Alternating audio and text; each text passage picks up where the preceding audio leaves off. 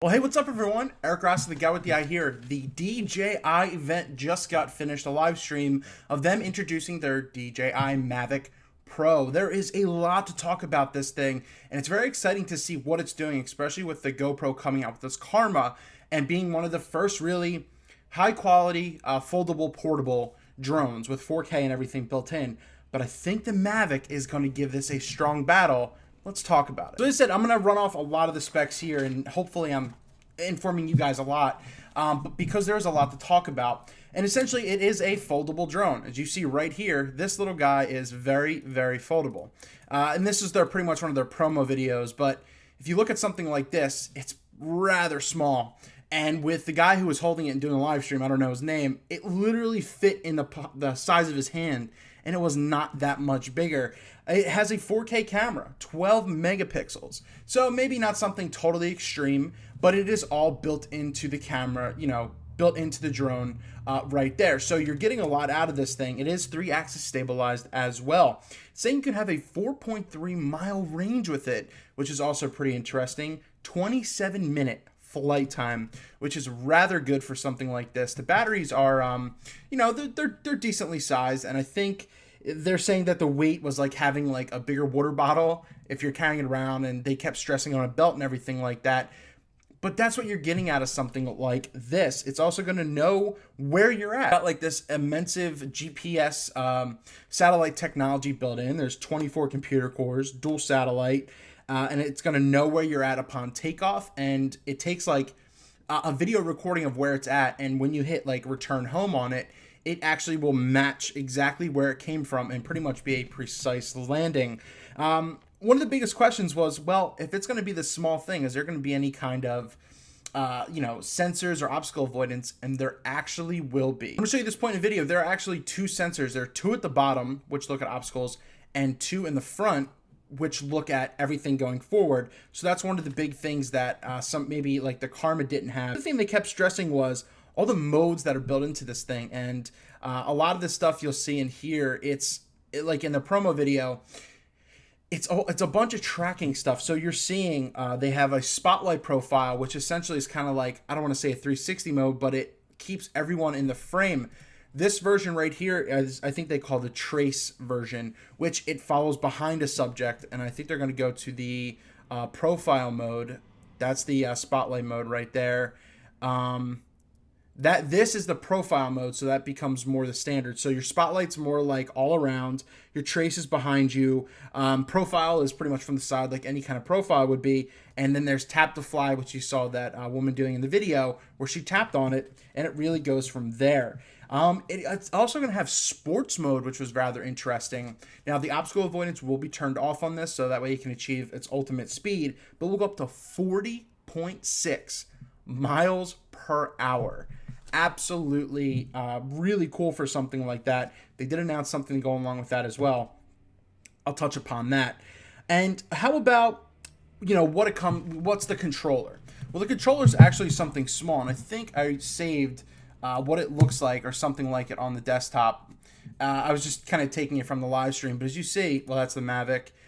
That's the controller right there. It's essentially kind of like a gamepad that folds around your phone. As you can see, you can do 1080p video live downlinking, which is great, and it uses the OcuSync technology that they have into this, and you get a lot of range out of it. So you don't need a big bulky controller like the big white ones that they usually have, which is rather big and pretty inconvenient. And pairing it up, it was easy. It's another thing to keep charged and everything.